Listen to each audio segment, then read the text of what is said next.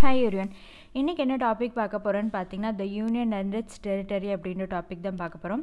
Article 1லேருந்து 4 வரைக்கும் உங்களுக்கு cover ஆகும். இந்த டாப்பிக்கை நம்ம எப்படி அப்ரோச் பண்ண போகிறோம் அப்படின்னு பார்த்தீங்கன்னா ப்ரீவியஸ் இயர் கொஷின் பேப்பரில் யூனியன் அண்ட் இட்ஸ் டெரிட்டரி என்ன கொஷின்ஸ் கேட்டிருக்காங்களோ அதை வச்சு தான் சால்வ் பண்ண போகிறோம். ஃபஸ்ட் கொஷின் பாருங்கள். Consider the following statements அப்படின்னு கொடுத்துருக்காங்க. The term Union of India refers to state only, while territory of India includes such territories which may be acquired by India amongst others. Second statement, while Article 2 deals with admitting or establishing a new state which were not a part of Union of India, Article 3 deals with the formation of or change in the existing states of Union of India அப்படின்னு சொல்லி ரெண்டு statement கொடுத்துருக்காங்க. என்ன கேட்டிருக்காங்க, which of the following statement is or not correct, எது தவறு இந்த ரெண்டு ஸ்டேட்மெண்ட் அப்படின்றதான் கேட்குறாங்க.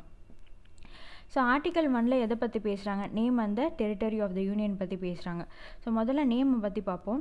நம்ம கான்ஸ்டியூஷன் அசம்பிளியில் பார்த்திங்கன்னா நம்ம கண்ட்ரிக்கு வந்து ஒரு நேம் கொடுக்கணும் அப்படின்னு சொல்லி டிசைட் பண்ணுறாங்க. ஒரு தரப்பினர் என்ன சொல்கிறாங்க, பழைய நேமான பாரத் அப்படின்ற நேம் வந்து கொடுக்கணும் அப்படின்னு சொல்கிறாங்க. இன்னொரு தரப்பினர் வந்து இந்தியா, மாடர்ன் நேமான இந்தியா நேமை வந்து கொடுக்கணும் அப்படின்றத சொல்கிறாங்க. ஸோ இந்த ரெண்டு பேரில் எந்த பேரை வைக்கிறது அப்படின்னு சொல்லி முடிவெடுக்கிறதுக்கு கான்ஸ்டியூஷன் அசம்பிளிக்கு ரொம்ப தயக்கமாக இருந்தது. அதனால் என்ன பண்ணிடுறாங்க, இந்தியா தட் இஸ் பாரத் அப்படின்னு சொல்கிறாங்க. இந்தியாவை வந்து நம்ம பாரத்னு அழைக்கலாம் அப்படின்னு சொல்கிறாங்க. காமனாக இந்தியா அப்படின்னு தான் சொல்கிறோம். India that is Bharat shall be union of states rather than the federation of states. நம்ம வந்து ஃபெடரேஷன் ஆஃப் ஸ்டேட்ஸ்ன்னு சொல்கிறதோட யூனியன் ஆஃப் ஸ்டேட்ஸ்ன்னு நம்ம இந்தியா வந்து சொல்லலாம் அப்படின்னு சொல்லி யார் சொல்கிறாங்க, யூனியன் ஆஃப் ஸ்டேட்ஸ் அப்படின்னு யார் சொல்லுவாங்கன்னு பார்த்தீங்கன்னா அம்பேத்கர் அவர்கள் தான் சொல்லுவாங்க. அதுக்கான எக்ஸ்ப்ளனேஷனை பார்ப்போம். அதாவது ஃபெடரேஷன் ஆஃப் ஸ்டேட்ஸ் அப்படின்னு பார்த்தீங்கன்னா மாநிலங்களின் கூட்டமைப்பு, அதே யூனியன் ஆஃப் ஸ்டேட்ஸ் அப்படின்னா மாநிலங்களின் ஒன்றியம். ஸோ நம்ம கான்ஸ்டியூஷனில் டிராஃப்ட் கான்ஸ்டியூஷன் பண்ணும்போது அம்பேத்கர் அவர்கள் வந்து என்ன சொல்கிறாருன்னா, நம்ம கான்ஸ்டியூஷன் வந்து ஸ்ட்ரக்சர் அளவில் ஃபெட்ரலாக இருந்தாலும் நம்ம வந்து யூனியன்ற பேரை வந்து யூஸ் பண்ணுறோம். ஏன் அப்படின்னு பார்த்தீங்கன்னா ரெண்டு விஷயத்துக்காக யூஸ் பண்ணுறோம். இப்போ ஃபெடரல் ஸ்டேட் அப்படின்னு எடுத்துக்கிட்டிங்கன்னா எக்ஸாம்பிள் யூஎஸ்ஏ எடுத்துக்கோங்க. ஸோ யூஎஸ்ஏயில் பார்த்தீங்கன்னா 50 ஸ்டேட்ஸ் இருக்கும். அந்த 50 ஸ்டேட்ஸும் வந்து ஒரு அக்ரிமெண்ட் போட்டு தான் நம்ம வந்து ஒரு கண்ட்ரி ஃபார்ம் பண்ணலாம் அப்படின்னு சொல்லி ஒரு அக்ரிமெண்ட்குள்ளே தான் வந்து அவங்க வந்து கண்ட்ரி வந்து ஃபார்ம் பண்ணுறாங்க. இப்போ வேணாம், ஒரு ஸ்டேட் வந்து எங்களுக்கு இல்லை, நாங்கள் யூஎஸ்ஏ கூட இருக்க விருப்பம் இல்லை அப்படின்னு சொன்னாங்கன்னா அவங்க வெளியில் வந்து தனி நாடு வந்து ஆரம்பிச்சுக்கலாம். ஸோ ஒரு அக்ரிமெண்ட் போட்டு தான் பார்த்தீங்கன்னா யுனைடெட் ஸ்டேட்ஸ் ஆஃப் அமெரிக்கா அப்படின்னு சொல்லி க்ரியேட் பண்ணியிருக்காங்க. இந்தியா வந்து அப்படி க்ரியேட் பண்ணியிருக்கோமா, ஒரு அக்ரிமெண்ட் போட்டு வந்து எல்லா ஸ்டேட்ஸும் சேர்ந்துருக்காங்களா, கிடையாது. ஸோ அதனால தான் பார்த்தீங்கன்னா ஃபெடரேஷன் ஆஃப் ஸ்டேட்டு அப்படின்னு அம்பேத்கர் வந்து சொல்லலை, union of India, union of state அப்படின்னு தான் சொல்கிறாரு. ஸோ ரெண்டு விஷயம் இருக்குது. Indian federation is not the result of agreement by the units. எல்லா ஸ்டேட்டும் வந்து ஒரு அக்ரிமெண்ட் போட்டு ஒன்றும் சேரல. அவங்க வந்து ஒன்று விருப்பப்பட்டு சேர்ந்துருப்பாங்க, இல்லை விட்டு கொடுத்து சேர்ந்துருப்பாங்க, அந்த மாதிரி தான் வந்து சேர்ந்துருப்பாங்க. ஒரு அக்ரிமெண்ட் மூலமாக வந்து நாங்கள் இத்தனை வருஷம் இருப்போம், எங்களுக்கு வேணான்னா நாங்கள் தனியாக நாடு ஆரம்பித்தோம் அப்படின்னு சொல்லி எந்த ஸ்டேட்டாலையும் சொல்ல முடியாது. ஸோ ஒரு அக்ரிமெண்ட்டால் ஃபார்ம் பண்ணியிருக்க மாட்டாங்க. அதே யுனைடெட் ஸ்டேட்ஸ் பார்த்திங்கன்னா அந்த 50 ஸ்டேட்ஸும் ஒரு அக்ரிமெண்ட் போட்டு தான் வந்து கண்ட்ரி வந்து ஃபார்ம் பண்ணியிருக்காங்க. Components units have no freedom to secede from it. So இந்தியாவில் இருக்க ஸ்டேட்ஸ் வந்து நாங்கள் தனியாக போய் வெளியில் போய் ஃப்ரீடமாக இருக்கோம், ஒரு கண்ட்ரி ஆரம்பிச்சுக்கிறோம் அப்படின்றது சொல்ல முடியாது. அதே யுனைடெட் ஸ்டேட்ஸில் எடுத்திங்கன்னா அவங்க வந்து தனியாக வெளியில் போய் ஃப்ரீடம் வாங்கிட்டு தனியாக ஒரு கண்ட்ரி வந்து ஆரம்பிக்கலாம். ஸோ இதுதான் மீனிங் உங்களுக்கு, united of states and rather than federation of states.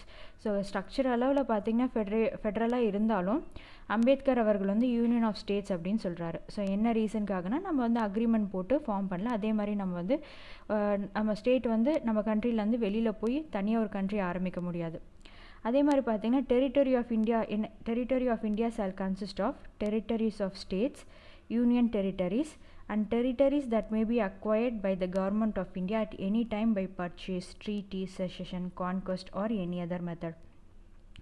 So union of ஸ்டேட்டுன்னு சொல்லும் போது உங்களுக்கு வந்து 28 ஸ்டேட், நம்ம கண்ட்ரியில் வெறும் 28 ஸ்டேட் மட்டுமா இருக்குது இல்லையே, யூனியன் டெரிட்டரிஸ் 9 யூனியன் டெரிட்டரிஸும் இருக்குது. ஸோ அதனால் என்ன சொல்கிறாங்க, நான் டெரிட்டரி ஆஃப் இந்தியா அப்படின்ற வேர்டை வந்து யூஸ் பண்ணுறாங்க. ஸோ டெரிட்டரிஸ் ஆஃப் ஸ்டேட்டில் வந்து 28 ஸ்டேட் இருக்கும். யூனியன் டெரிட்டரி பார்த்திங்கன்னா 9 யூடி இருக்குது. ரீசெண்டாக வந்து ஜம்மு அண்ட் காஷ்மீர் வித் லெஜிஸ்லேஷனும் லடாக் வித்தவுட் லெஜிஸ்லேஷனும் சேர்த்துருப்பாங்க. டோட்டலாக பார்த்திங்கன்னா ஸ்டேட்ஸ் வந்து 28 இருக்கும், யூனியன் டெரிட்டரிஸ் வந்து 9 இருக்கும். அதே மாதிரி மூணாவது கண்டிஷன் என்ன சொல்லியிருக்காங்க, territories that may be acquired by the government of India at any time by purchase, treaty, cession, conquest or any other method. ஃப்யூச்சரில் வந்து நம்ம டெரிட்டரியில் வந்து கவர்மெண்ட் ஆஃப் இந்தியா வந்து என்ன வேணாலும் எந்த இடத்த வேணாலும் ஆட் பண்ணலாம். எப்படி ஒன்று பர்ச்சேஸ் பண்ணி வாங்கியிருக்கலாம் கவர்மெண்ட் ஆஃப் இந்தியா, இல்லை ஏதாவது ட்ரீட்டி போட்டு ஒரு இடத்த வந்து வாங்கிக்கலாம். செஷன்னா அவங்க விருப்பப்பட்டு கொடுக்கலாம்.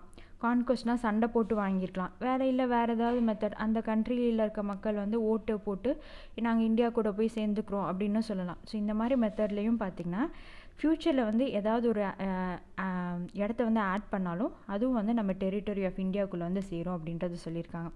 ஸோ டெரிட்டரி ஆஃப் இந்தியாவில் இந்த 3 விஷயங்கள் மெயினாக இருக்குது. ஸோ யூனியன் அண்ட் டெரிட்டரிக்கு டிஃப்ரென்ஸ் என்னென்னு பார்த்தீங்கன்னா, யூனியன் ஆஃப் இந்தியாவில் வந்து ஸ்டேட்ஸ் மட்டும்தான் உங்களுக்கு கவர் ஆகும். ஆனால் டெரிட்டரின்னு சொல்லும் போது எல்லாமே ஸ்டேட்ஸு, யூனியன் டெரிட்டரிஸ், அதுக்கப்புறமா ஃப்யூச்சரில் ஆட் பண்ண போகிற டெரிட்டரிஸ், ஏதாவது இடம் வந்து ஆட் பண்ண போகிறோம் லைக் டியூ டு ட்ரீட்டி இல்லை செஷன் இல்லை கான்கஸ் மூலமாக ஆட் பண்ணுறோமோ அது எல்லாமே பார்த்திங்கன்னா உங்களுக்கு டெரிட்டரி ஆஃப் இந்தியாவுக்குள்ளே கவர் ஆகும். ஸோ அதை தான் சொல்லியிருக்காங்க. ஸோ ஆர்டிக்கல் 2ல் வந்து எதை பற்றி பேசுகிறாங்க, grants to power to the parliament. So பார்லிமெண்ட்டுக்கு என்ன பவர் இருக்குது, என்ன கிராண்ட் ஆகிருக்கு அப்படின்றத பற்றி பேசுகிறாங்க. ஃபஸ்ட்டு பாருங்கள், the power to admit into union of India new states அந்த power to establish new states. So admit பண்ணலாம், எஸ்டாப்ளிஷ் பண்ணலாம் அப்படின்ற 2 வேர்டு சொல்லியிருக்காங்க. ஸோ ஃபஸ்ட்டு எதை பற்றி பேசுகிறாங்கன்னு பார்த்தீங்கன்னா, admission of states which were already in existence, while the second refers to the establishment of state which were not in existence before. So admission of ஸ்டேட்ன்றது நம்ம ஃபார் எக்ஸாம்பிள் கோவா எடுத்துக்கோங்க. So கோவான்ற country வந்து Portuguese கிட்டே இருந்தது. ஆனால் வந்து ஜாகிரபிக்கலாக India கிட்ட தான் இருந்தது, ஆனால் பொலிட்டிக்கலாக வந்து நம்மக்கிட்ட கிடையாது. அதேமாதிரி பாண்டிச்சேரி பார்த்திங்கன்னா ஃப்ரெஞ்ச் கிட்டே இருந்தது. ஜாகிரபிக்கலாக நம்ம இந்தியன் மேப்பில் இருந்தது, ஆனால் பொலிட்டிக்கலாக வந்து நம்மக்கிட்ட கிடையாது. அதே மாதிரி சிக்கிமும் ஜாகிரபிக்காக நம்மக்கிட்ட இருந்தது, பொலிட்டிக்கலாக நம்மக்கிட்ட கிடையாது. ஸோ இந்த மாதிரி வந்து 1961 தான் போலீஸ் ஆக்ஷன் மூலமாக கோவா வந்து நம்ம வந்து அட்மிட் பண்ணிப்போம். ஸோ ஏற்கனவே நம்ம கிட்ட இருந்த இடத்த வந்து நம்ம வந்து பொலிட்டிக்கலாக எடுத்துக்கிறது வந்து அட்மிஷன் ஆஃப் ஸ்டேட். ஸோ இல்லாத ஒரு இடம் ஃப்யூச்சரில் வந்து வேறு இப்போ பாகிஸ்தானில் ஒரு இடம் இருக்குது, அதை வந்து நம்ம வந்து அட்மிட் பண்ணிக்கிறோம் நம்ம இந்தியாவுக்குள்ளே. இல்லை பங்களாதேஷ் கிட்ட ஒரு இடம் இருக்குது, அதை வந்து நம்ம இந்தியாவுக்குள்ளே அதை எஸ்டாப்ளிஷ் பண்ணிக்கிறோம் அப்படின்னா அது வந்து செகண்ட் தாட்டில் வரும் உங்களுக்கு. So second refers to establishment of states which were not in existence before. நம்மக்கிட்ட இல்லாத ஒரு இடத்த வந்து நம்ம வந்து எஸ்டாப்ளிஷ் பண்ணிக்கிறது தான் அப்படின்றத சொல்கிறாங்க. ஸோ 2 விஷயம் சொல்கிறாங்க, admission of state, establishment of state. For example பாருங்கள், Sikkim, the addition was that of state of Sikkim by 35th and 36th Constitutional Assembly Constitution Amendment in 1974 and 1975. This was done at the request of Sikkim Assembly and after the approval the people of Sikkim through referendum. So நம்ம ஏற்கனவே நம்மக்கிட்ட வந்து சிக்கிம் ஜாகிரபிக்கலாக இருந்தது, ஆனால் பொலிட்டிக்கலாக வந்து நம்மக்கிட்ட கிடையாது. அதை வந்து எப்படி வந்து அட்மிட் பண்ணுறாங்கன்னு பார்த்தீங்கன்னா, சிக்கிம் அசம்பிளியில் வந்து ஒரு அப்ரூவல் கொடுக்குறாங்க. எப்படி மக்கள்கிட்ட வந்து வாக்கெடுப்பு, ரெஃபரண்டம்னா வாக்கெடுப்பு, மக்கள்கிட்ட வந்து எடுத்து அவங்க வந்து நாங்கள் இந்தியா கூட சேர்ந்துக்கிறோம் அப்படின்னு சொன்ன பிறகு தான் வந்து அட்மிட் பண்ணுறாங்க. ஸோ 2 விஷயங்கள் சொல்கிறாங்க. பார்லிமெண்ட்டுக்கு 2 பவர் இருக்குது ஆர்டிக்கல் 2 படி. ஒன்று பார்த்திங்கன்னா அட்மிஷன் ஆஃப் ஸ்டேட், ஏற்கனவே இருக்க இடத்த வந்து நம்ம வந்து அட்மிட் பண்ணிக்கிறோம். எஸ்டாப்ளிஷ்மெண்ட் ஆஃப் நியூ ஸ்டேட், இல்லாத ஒரு இடத்த வந்து எஸ்டாப்ளிஷ் பண்ணுறது. ஸோ ஆர்டிக்கல் 3 படி பாருங்கள், authorities the parliament power reorganises the state அப்படின்னு கொடுத்துருக்காங்க. Form a new state by separation of territory from any state. நம்ம வந்து ஒரு ஸ்டேட் இருக்குன்னா அதை வந்து பிரித்து நம்ம டெரிட்டரியாக ஃபார்ம் பண்ணலாம். இல்லை டெரிட்டரியை வந்து நம்ம ஸ்டேட் கூட வந்து சேர்க்கலாம். இல்லை 2 ஸ்டேட்டை வந்து ஒன்றா இணைக்கலாம், ஒரு ஸ்டேட்டை வந்து 2ஆக பிரிக்கலாம். ஸோ இதுதான் வந்து ஆர்டிக்கல் 3ல் வந்து பேசுகிறாங்க. Form a new state by separation of territory from any state or by uniting 2 or more states to part of state or by uniting any territory to part of any state. So ஏதோ ஒரு territory வந்து state கூட சேர்க்குறது, இல்லை ஸ்டேட்லேருந்து டெரிட்டரியை பிரிக்கிறது, இதெல்லாம் பார்த்திங்கன்னா உங்களுக்கு article 3ல் வந்து வரும். ஸோ அதில் என்னென்ன வரும்னு பார்த்தீங்கன்னா increase the area of any state. ஒரு ஸ்டேட் இருக்குது, தமிழ்நாடு இருக்குன்னா அந்த ஸ்டேட்டுடைய ஏரியா வந்து நீங்கள் வந்து இன்க்ரீஸ் பண்ணலாம். அதே மாதிரி diminish the area of any state, அதோட ஏரியா வந்து சுருக்கலாம். Alter the boundaries of any state, பவுண்ட்ரிஸை வந்து நம்ம ஆல்டர் பண்ணலாம். Alter the name of any state, இப்போ நேம் வந்து நீங்கள் மாற்றணும் அப்படின்னா மாற்றிக்கலாம். இந்த பவர்லாம் யாருக்கு இருக்குது? பார்லிமெண்ட்டுக்கு தான் இருக்குது. ஸோ இந்த ஆர்டிக்கல் 3ல் நிறைய கண்டிஷன் இருக்குது. நம்ம வந்து ஈஸியாக வந்து மூவ் பண்ணிட முடியாது. நீங்கள் பேர் மாற்றணும் இல்லை ஸ்டேட் வந்து மாற்றணும் அப்படின்னா அது வந்து ஈஸி கிடையாது. ஒரு சிம்பிள் மெஜாரிட்டியாக இருந்தாலும் சில கண்டிஷன் இருக்குது அப்படின்னு சொல்கிறாங்க. ஸோ என்னென்ன கண்டிஷன் இருக்குதுன்னு பாருங்கள். எ bill contemplating the above changes can be introduced in the parliament only with the recommendation of the president. இப்போ ஆந்திரா வந்து பிரிக்கணும் அப்படின்னு சொன்னாங்க.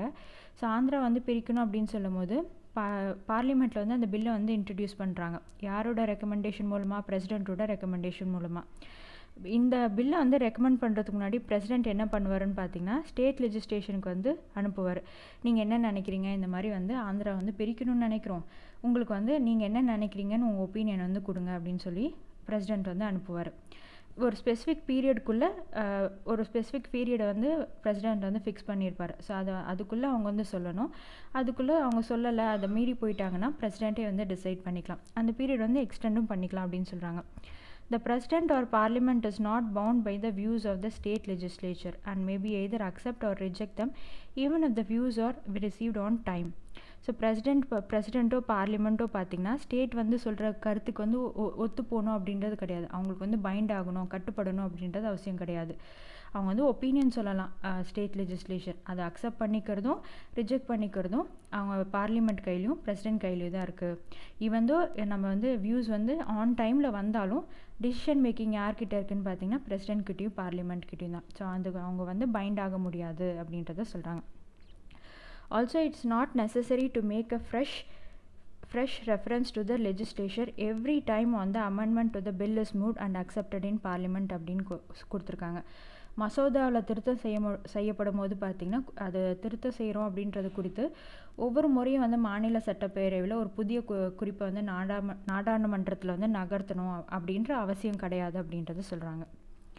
In case of union territory, no reference need to be made to the concerned legislation for its views, and the parliament can take itself the action to as if deems fit அப்படின்னு கொடுத்துருக்காங்க. So ஸ்டேட்டாக இருக்கும் போது தான் opinion கேட்குறாங்க. இப்போ ஆந்திரா வந்து state, so அவங்க கிட்ட வந்து நீங்கள் வந்து ஒப்பீனியன் கொடுங்க, இந்த மாதிரி பிரிக்கிறோண்டு அப்படின்றது ஒப்பீனியன், உங்கள் ஒப்பீனியன் என்ன அப்படின்னு சொல்லி கேட்குறாங்க.